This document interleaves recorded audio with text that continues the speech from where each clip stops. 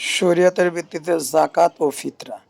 ইসলামী শরিয়া কর্তৃক নির্ধারিত নিসাব পরিমাণ মালের নির্দিষ্ট অংশ নির্দিষ্ট খাতে ব্যয় করার নাম হলো জাকাত। কোরআন ও হাদিসের অনেক স্থানে জাকাতকে সাদাকা নামে অভিহিত করা হয়েছে। কোরআন মাজিদের ৮টি মাক্কি ও ২২টি মাদানী সূরায় ৩০টি আয়াতে জাকাত শব্দটি উল্লেখিত হয়েছে। এর মধ্যে ২২টি আয়াতে সলাতের সাথেই জাকাত শব্দ এসেছে। তোমরা সলাত কায়েম করো এবং জাকাত প্রদান করো এবং রসুলের অনুগত্য করো, যাতে তোমরা অনুগ্রহ প্রাপ্ত হতে পারো। সামর্থ্যবানদের জন্য জাকাত প্রদান একটি ফরজ হুকুম। যাদের বছরান্তে নিসাব পরিমাণ সম্পদ থাকে তাদের উপর জাকাতের নিসাব বর্তায়। জাকাত ইসলামের 5টি রুকুনের মধ্যে পঞ্চম। ইসলাম শিক্ষায় জাকাতের বিশেষ গুরুত্ব রয়েছে। এই জাকাত প্রদানের হুকুম স্বয়ং আল্লাহ সুবহানাহু ওয়া তাআলার। পবিত্র কোরআন শরীফে বর্ণিত আছে যে জাকাত দানে সম্পদ পবিত্র হয় ও বৃদ্ধি পায়। আল্লাহ তাআলা সমগ্র মুসলিম জাতির জন্য আনন্দ ও খুশির দিন হিসেবে ঈদ উল ফিতর ও ঈদ উল আজহা নামক 2টি দিন নির্ধারণ করেছেন। ঈদ উল ফিতরের খুশির দিন ধনীদের সাথে গরিবরাও যেন সমানভাবে আনন্দ ও খুশিতে শরিক হতে পারে, সেজন্য মুসলমানদের উপর জাকাত ও ফিতরার বিধান করা আছে। জাকাত বন্টনের খাত নিয়ে ওলামায়ে কেরামের মধ্যে মতভেদ পরিলক্ষিত হয়। রাসূল সাল্লাল্লাহু আলাইহি সাল্লাম বলেন, হে মুয়াজ, তুমি জানিয়ে দাও, আল্লাহ তাদের সম্পদের উপর জাকাত ফরজ করেছেন, যা ধনী ব্যক্তিদের থেকে নিয়ে দরিদ্র ব্যক্তিদের মাঝে বিতরণ করা হবে। জাকাত ও ফিতরার সঠিক পদ্ধতি মেনে বান্দার হক আদায় করা জরুরি। আর আল্লাহ তাআলা পবিত্র কোরআন মাজিদে জাকাত বন্টনের 8টি খাত উল্লেখ করে তিনি বলেন, সাদাকা হচ্ছে শুধুমাত্র গরিবদের এবং অভাবগ্রস্তদের। আর এই সাদাকার আদায়ের জন্য নিযুক্ত কর্মচারীদের জন্য, দিন এর ব্যাপারে যাদের মন রক্ষা করতে অভিপ্রায় হয়, যাদের আর গোলামদের আজাদ করার কাজে এবং কর্জদারদের কর্জে পরিশোধে আর জিহাদে অর্থাৎ যুদ্ধ সরঞ্জাম সংগ্রহের জন্য আর মুসাফিরদের সাহায্যার্থে। এই হুকুম আল্লাহ তাআলার পক্ষ থেকে নির্ধারিত। আর আল্লাহ মহাজ্ঞানী, অতি প্রজ্ঞাময়। ফিতরাকে শরিয়াত জাকাতুল ফিতর এবং সাদাকাতুল ফিতর বলা হয়, অর্থাৎ ফিতরের জাকাত বা ফিতরের সদকা। ফিতর বা ফাতুর বলা হয় সেই আহারকে যাহা দ্বারা রোজাদার রোজা ভঙ্গ করে। ঈদ উল ফিতর উপলক্ষে গরিব দুস্থদের মাঝে রোজাদারদের বিতরণ করা দানকে জাকাতুল ফিতর বলা হয়।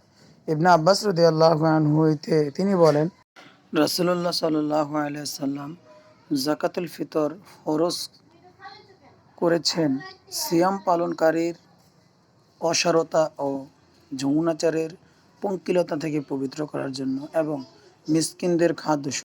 যে ব্যক্তি তা সালাতের পূর্বে ঈদের সালাত আদায় করবে তা জাকাত হিসেবে গ্রহণীয় হবে। আর যে ব্যক্তি সালাতের পরে আদায় করবে তা সাধারণ সদকার মধ্যে গণ্য হবে।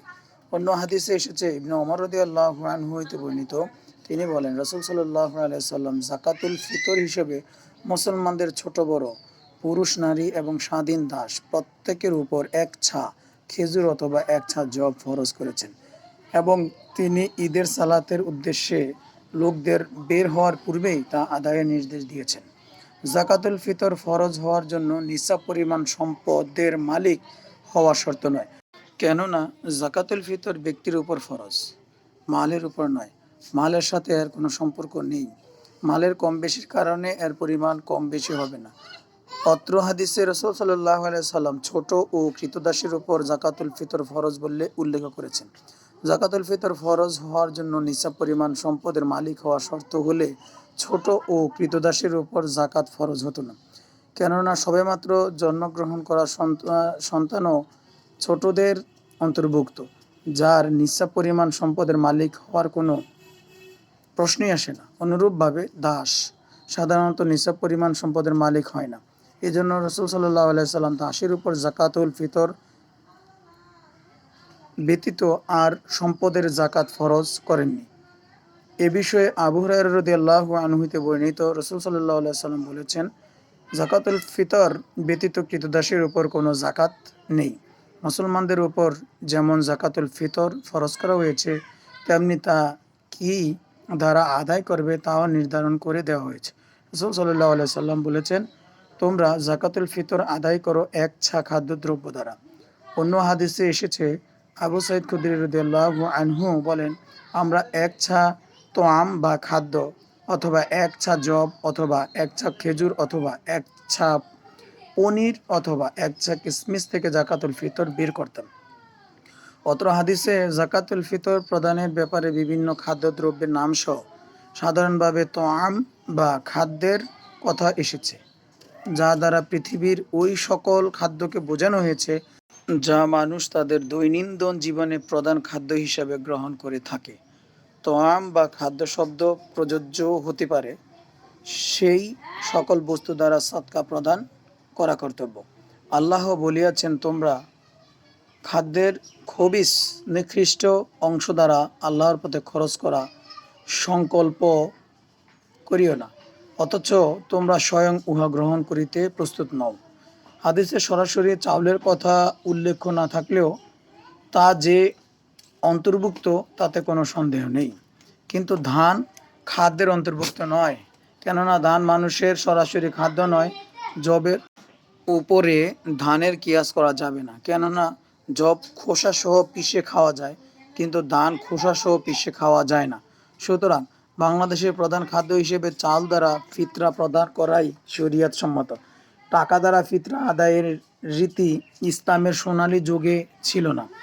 রাসূলুল্লাহ সাল্লাল্লাহু আলাইহি সাল্লাম ও সাহাবায়ে কেরাম টাকা দ্বারা ফিতরা আদায় করেছেন মর্মে কোনো প্রমাণ পাওয়া যায় না।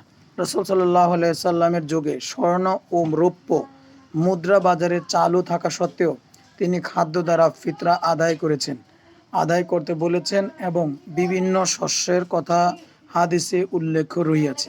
অতএব খাদ্যশস্য দ্বারা ফিতরা আদায় করাই ইসলামী শরিয়তের বিধান। ব্যক্তি নিজে যা খান তা থেকেই ফিতরা দানের মধ্যে অধিক মহাব্বত নিহিত থাকে। যে ব্যক্তি 20 টাকা কেজি দরের চাল খান, সে উক্ত মানের চাল এক ছা ফিতরা দিবেন। আর যে ব্যক্তি 50 টাকা দরের কেজি চাল খান, সে উক্ত মানের চাল এক ছা ফিতরা দিবেন। উল্লেখ্য যে বর্তমানে টাকা পয়সা দ্বারা ফিতরা আদায়ের ফলে একজন রিক্সা চালক যে 20 টাকা কেজি দরের চাল খান আর একজন সম্পদশালী যে 70-100 টাকা কেজি দরের চাল খান, উভয়ের ফিতরার মান সমান হয়ে যায়। অতএব প্রত্যেক মুসলমানকে ফিতরা হিসেবে এক ছা খাদ্য শস্য প্রদান করতে হবে।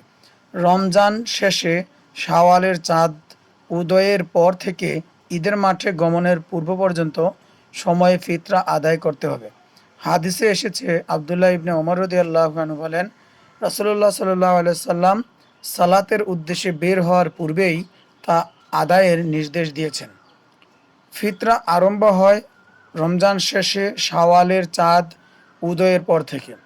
অতএব শাওয়ালের চাঁদ উদয়ের পর থেকে ঈদের মাঠে যাওয়ার পূর্ব পর্যন্ত সময় ফিতরা আদায়ের অতি উত্তম সময়। তবে প্রয়োজনে 1 অথবা 2 দিন পূর্বে থেকে আদায় করা যায়। আবদুল্লাহ ইবনে ওমর রাদিয়াল্লাহু আনহু ঈদুল ফিতরের পূর্বে ফিতরা আদায় করেছেন। হাদিসে এসেছে, ইবনে ওমর রাদিয়াল্লাহু আনহু জমাকারীদের নিকট সদাকাতুল ফিতর প্রদান করতেন, আর তারা ঈদুল ফিতরের 1 দিন অথবা 2 দিন পূর্বে তা আদায় করত। ফকির মিসকিন ফিতরার অধিক হকদার, কেননা রাসূল সাল্লাল্লাহু আলাইহি সাল্লাম ফিতরাকে মিসকিনদের খাদ্যস্বরূপ ফরজ করার কথা উল্লেখ করেছেন। রাসূল সাল্লাল্লাহু আলাইহি সাল্লাম এর এই বাণী ফিতরাকে শুধুমাত্র ফকির মিসকিনদের জন্য খাস বা নির্দিষ্ট করে দেয় না, বরং এর উদ্দেশ্য হলো ফিতরার মাধ্যমে ফকির মিসকিনদের খাদ্য নিহিত রয়েছে। এর ফলে সমাজে সম্পদের যে অসম বণ্টন তা কিছুটা লাঘব হবে, অসহায় মানুষগুলোর কয়েকটা দিন ভালো কাটবে। তাই যাকাত ফিতরার বিষয়টি আজ থেকে 1400 বছর পূর্বে আল্লাহ তাআলার নির্দেশে রাসূল সাল্লাল্লাহু আলাইহি সাল্লাম ফরজ করেছিলেন। আল্লাহ সকলকে বুঝার ও মানার তৌফিক দান করেন, আমিন।